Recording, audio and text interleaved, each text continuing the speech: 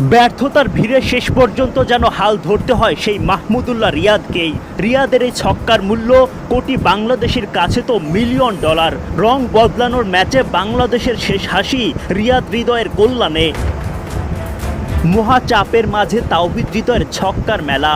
বয়স কম, মাথা গরম, ওকে থামানোর সাধ্যকার। হাসারাঙ্গাকে হ্যাট্রিক 6 হাঁকিয়ে ঘুরিয়ে দেন ম্যাচের মোড়।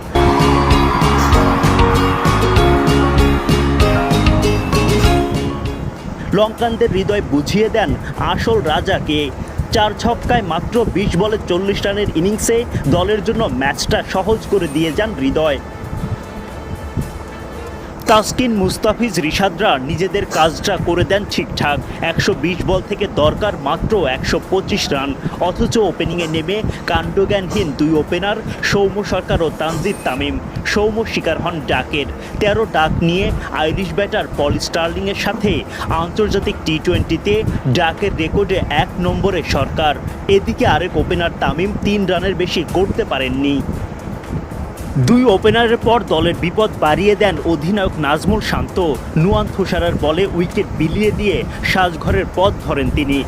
মাত্র 28 রানের মধ্যেই 3 উইকেট হারিয়ে মহাবিপদে দল।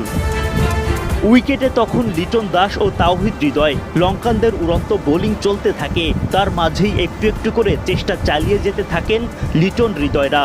রান নেয়ার কল দেওয়ার ক্ষেত্রেও বেজায় সতর্ক হৃদয়। পার্টনারকে লিটনের থামস আপ।